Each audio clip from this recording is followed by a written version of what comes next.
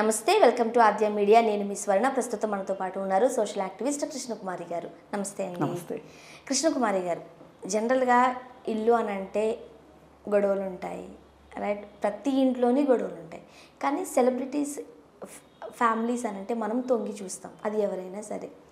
ఇప్పుడు పాత తరం నటీనటుల దగ్గర నుంచి ఒకసారి వద్దామండి. అందరూ సినిమాల్లో కాస్త బోల్డ్గా చేసిన, రొమాన్స్ చేసిన, పెళ్ళిళ్ళు చేసుకున్నారు, సెటిల్ అయిపోయారు.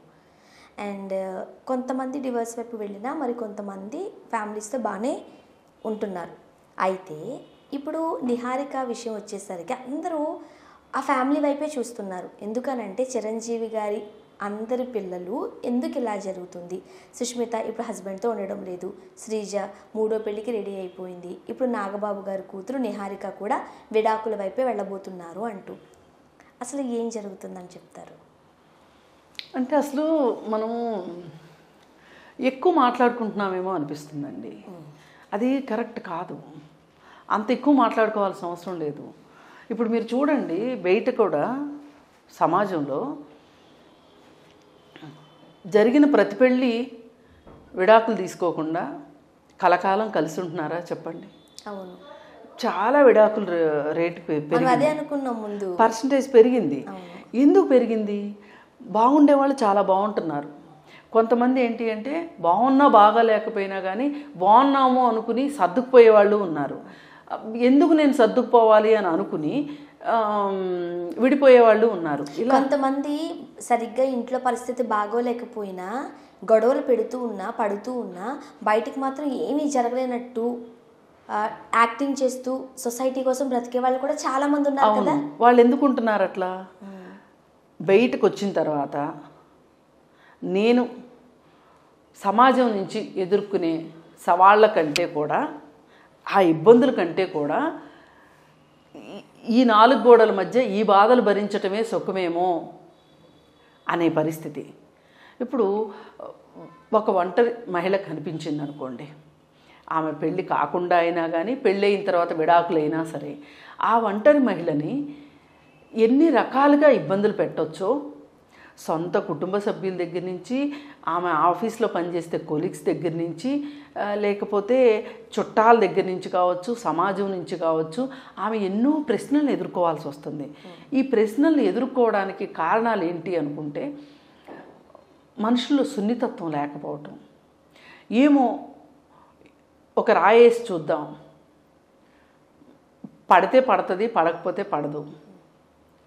ఏమో ఆమె కొంచెం డబ్బులున్న మహిళ అయితే కనుక డబ్బులు వాడుకోవచ్చు, చూడడానికి కొంచెం అందంగా కనిపిస్తే ఇంకో రకంగా ఆమెను చూడొచ్చు అనేది ఒకటి. పైగా సమాజంలో ఇలాంటి పనులు చేసే వాళ్ళ మీద, పురుషుల మీద నిఘా కానీ ఏమైనా చెప్పుకుంటే చాటుని చెప్పుకుంటారేమో కానీ వాళ్ళ గౌరవ ప్రపత్తులకి ఏమీ భంగం కలగకుండా వాళ్ళని ప్రశ్నించే వాళ్ళే ఉండరు. ఇదే పని ఒక స్త్రీ చేసింది అనుకోండి, చాలా వేళ్ళు ఆమె వైపు చూపిస్తుంది. అందుకని ఏంటి అంటే మగవాళ్ళకి ఆడవాళ్ళకి మన సమాజంలో మనం ఒప్పుకున్నా ఒప్పుకోకపోయినా, మనకి ఇష్టం ఉన్నా ఇష్టం లేకపోయినా కానీ ఒక సపరేట్ కాండక్ట్ కోడ్ అయితే ఉంది. ఈ సపరేట్ కాండక్ట్ కోడు ఎంతవరకు వెళ్తుంది అంటే, ఆడవాళ్ళు మరింత జాగ్రత్తగా ఉండాలి అని సమాజం చెప్పకనే చెప్తుంది, మగవాళ్ళు మీరు ఎలా ఉన్నా పర్వాలేదు అని చెప్తుంది. మీరు బాగుండటానికి బాగుండాలి అని కానీ ఎవరు ప్రత్యేకంగా మాట్లాడుకోవట్లేదు. కానీ ఏ నిబంధన అయినా సరే ఆడవాళ్ళకి మాత్రమే వర్తిస్తుంది అనే విధంగా సమాజం ఆ తీరుగానే ఆలోచిస్తుంది.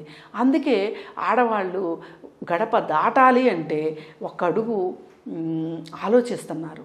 అదే వాళ్ళు ఆర్థికంగా వాళ్ళ కాళ్ళ మీద వాళ్ళు నిలబడిన వాళ్ళు అనుకోండి, వాళ్ళు ఎంతో కొంత అడ్జస్ట్మెంట్ అవుతూనే ఉన్నారు. కానీ ఏమాత్రం ఇంకా అడ్జస్ట్మెంట్ అవ్వలేము అనుకున్న వాళ్ళు మట్టుకు, నేను ఒక ఉద్యోగం చేసుకోవాలి అంటే నాకు ఎంతో కొంత మనశ్శాంతి కావాలి, నాకు ఎంతో కొంత నెమ్మదితనం కావాలి జీవితంలో, లేకపోతే నేను ఉద్యోగం చేసుకోలేను. ఇప్పుడు నేను ఉద్యోగం చేయలేదనుకోండి, నేను ఇలా ఒక ముందడుగు వెయ్యాలి అన్నా, ఒక నిర్ణయం తీసుకోవాలి అంటే ఆర్థికంగా నా దగ్గర స్తోమత లేకపోతే నేను అసలు ఏ అడుగు వేయలేను. మరి ఆర్థికంగా స్తోమతగా ఉండాలి అనుకుంటే ఈ ఇంట్లో గొడవలతోటి నేను నిబ్బరంగా ఉద్యోగం చేసుకోలేను అనే ఉద్దేశంలో ఇలా ఒక డోలాయమాన పరిస్థితిలో ముందుకెళ్ళాలా వెనక్కి రావాలా, ఏ నిర్ణయం తీసుకోవాలి, నేను తీసుకున్న నిర్ణయానికి కనీసంలో కనీసం నా పుట్టింటి వాళ్ళైనా నాకు బాసటగా ఉంటారా ఉండరా, ఇవన్నీ ప్రశ్నలే ఆడవాళ్ళకి. అందుకే ఆడవాళ్ళు ఎన్ని ఇబ్బందులన్నా పడినివ్వండి, ఎన్ని కష్టాలన్నా ఉండనివ్వండి, ఓర్చుకుని అక్కడే ఉంటారు. అంటే దీని అర్థం ఆడవాళ్ళందరూ మహా గొప్పవాళ్ళు, అసలు వీళ్ళు ఏ విధమైన ఇబ్బందులు ఉండవు వాళ్ళ వల్ల కుటుంబాల్లో, అసలు విడాకులు మొత్తానికి పురుషులే కారణమని కూడా నేను అనట్లేదు. నా ఉద్దేశంలో తప్పు ఎవరిదన్నా కానివ్వండి ఇద్దరిలో, కానీ ఈ నిర్ణయం తీసుకుంటే గనక సమాజానికి నేను సమాధానం చెప్పాల్సిన అవసరం లేదు అనే ఒక ధైర్యం మగవాడికి ఉన్నట్లుగా ఆడవాళ్ళకి మట్టుకు లేదు. ఇది సెలబ్రిటీస్ దగ్గర కూడా అదేమీ పెద్ద అతీతం కాదు. వాళ్ళు కూడా ఇప్పుడు చూడండి, ఎవరు విడాకులు తీసుకున్నా కానీ ఆడవాళ్ళని మాత్రమే మాట్లాడుతున్నారు. సెలబ్రిటీ అనడానికి సెలబ్రిటీలు అంటున్నారు కానీ ఆడ సెలబ్రిటీ మగ సెలబ్రిటీ అనే ఒక విభజన అయితే ఉంది. విభజన ఉంది, వివక్షత ఉంది. ఇప్పుడు నాగ చైతన్యాన్ని ఎవరు అడగట్లేదు, ఎందుకు నువ్వు అప్పుడు వేలెత్తి కూడా సమంతనే చూపించారు.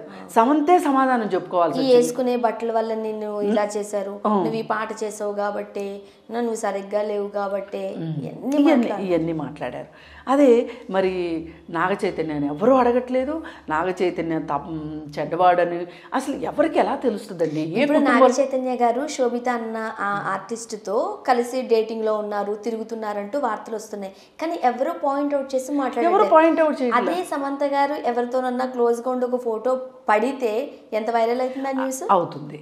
అదే ఇది ఎందుకు ఇలా జరుగుతుంది అంటే, మనమే మనుషులుగా ఒక మనిషిని చూడవలసిన స్థానంలో వాళ్ళు పురుషులా స్త్రీలా అని చూస్తున్నాం.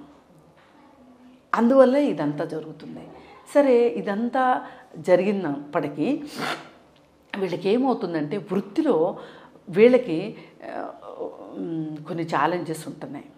ఆ ఛాలెంజ్ అంటే వాళ్ళు హీరోయిన్గా మెప్పించాలి అంటే ఎక్స్పోజింగ్ విషయంలోనూ, లేకపోతే ఇంకో విషయంలోనూ వాళ్ళు డైరెక్టర్ చెప్పినట్టు, లేదు అనుకుంటే ప్రొడ్యూసర్ చెప్పినట్టు, కథ డిమాండ్ చేసినట్టు ఉండవలసిన పరిస్థితి వస్తుంది. అలా ఉండవలసిన పరిస్థితి వచ్చినప్పుడు ఏం చేస్తున్నారు? నాకు పెళ్ళయింది కాబట్టి నేను ఈ అంశంలోకి వెళ్ళొద్దు, ఈ కథాంశాన్ని ఎంచుకోవద్దు అని వాళ్ళే బంధనాలు వేసుకునే పరిస్థితి స్త్రీలకు ఉంది. కానీ పురుషుల జీవితాల్లో ఏ మార్పు రావట్లేదు. గమనించారు మీరు? అయితే మరి ఇలాంటి పరిస్థితులు ఉన్నప్పుడు ఈ లోకరీతి ఇలా ఉంది. నాకు కుటుంబం కావాలా, వృత్తి కావాలా, మన ఇష్టం కావాలా, అంతే మన ఇష్టం. యాక్చువల్గా చెప్పాలంటే మనకొకటి ఉంటుంది, ఇది చెయ్యాలి అని. అది కావాలా, సొసైటీ కోసం కుటుంబం కావాలా, ఈ తేల్చుకునే పరిస్థితుల్లో కొంతమంది చాలా త్వరగా నిర్ణయాలు తీసుకుంటున్నారు. అది మంచి నిర్ణయం కావచ్చు, ఫలితాలు ఏమన్నా ఉండేవండి, ముందైతే నిర్ణయం తీసుకుంటున్నారు. ఈ నిర్ణయాలు తీసుకోవడానికి వాళ్ళ మీద వాళ్ళకున్న ఆత్మవిశ్వాసం కావచ్చు, నేను స్త్రీ అని అయినప్పటికీ నేను సమాజానికి సమాధానం చెప్పుకోగలను, అవసరమైతే నేను మీకు సమాధానం చెప్పను అని కూడా అనగలను అనే ఒక ధైర్యం ఉన్నవాళ్ళు ఒక రకంగా ఉంటున్నారు. ధైర్యం లేని వాళ్ళు డేలా పడిపోతున్నారు.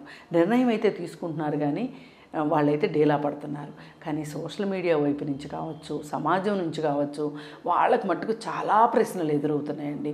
ఇది మట్టుకు నిజంగా దారుణమైన విషయం. చాలామంది జర్నలిస్టులు కూడా వాళ్ళ ఇష్టానికి నచ్చినట్టు మాట్లాడుతున్నారు. ఇప్పుడు నీహారిక పొద్దున్నుంచి సాయంత్రం దాకా వృత్తిలోనే ఉంటే భారీగా బాధ్యతలు ఎట్లా అని అడుగుతున్నారు. అది నాకు చాలా తప్పుగా అనిపిస్తుంది. ఎందుకంటే భారీగా ఆమె బాధ్యతలు ఆమెకి తెలియదా? లేదు అనుకుంటే ఒక నటుడు దగ్గర నుంచి మరి బాధ్యతలు ఎంతవరకు భార్య పట్ల వహిస్తున్నాడు? అలాంటప్పుడు ఈ ప్రశ్న రావట్లేదు. అప్పుడు కొంతమంది మరి మైక్ కనిపిస్తే చాలు ఏదంటే అది మాట్లాడేయాలి. ఇప్పుడు హీరోలు షూటింగ్ అని చెప్పేసి నెలలు ఎక్కడెక్కడో వెళ్ళిపోతూ ఉంటారు. దాన్ని చాలా ప్రౌడ్ గా చెప్తారు, ఎంత కష్టపడుతున్నాడు, ఎంత హార్డ్ వర్క్ చేస్తాడు. అదే ఒక అమ్మాయి మనం ఇట్లా చూసినట్లయితే పెళ్ళైన ఆవిడ ఇలా నెలలు కనుక అవుట్డోర్ షూట్ అంటూ బయటకు వెళ్ళారు అనుకోండి, మొగుడు ఎందుకుంటాడు, ఖచ్చితంగా విడాకులు ఇచ్చేస్తాడు. నీకేం పని అసలు, ఇప్పుడు పెళ్ళయింది కదా, మంచి మొగుడు వచ్చాడు కదా. అయితే వీళ్ళు ఎన్నిక చేసుకునేటప్పుడే ఏం చేయాలి అంటే పెళ్ళికి ముందు ఖచ్చితంగా మాట్లాడుకోవాలి. ఆ మాట్లాడుకునే దాని మీద నిలబడగలగాలి. ఇప్పుడు ఒక ఈగో వచ్చేస్తుంది, ఒక ఇన్ఫీరియారిటీ వచ్చేస్తుంది. ఇవన్నీ వచ్చేసినప్పుడు ఏం చేస్తున్నారంటే వాళ్ళు ఇలాంటి నిర్ణయాలు తీసుకుంటున్నారు. థ్యాంక్ యూ సో మచ్ అండి. ఎప్పటికైనా మారుతారేమో చూడాలి మనం. అలాగే, థ్యాంక్ యూ.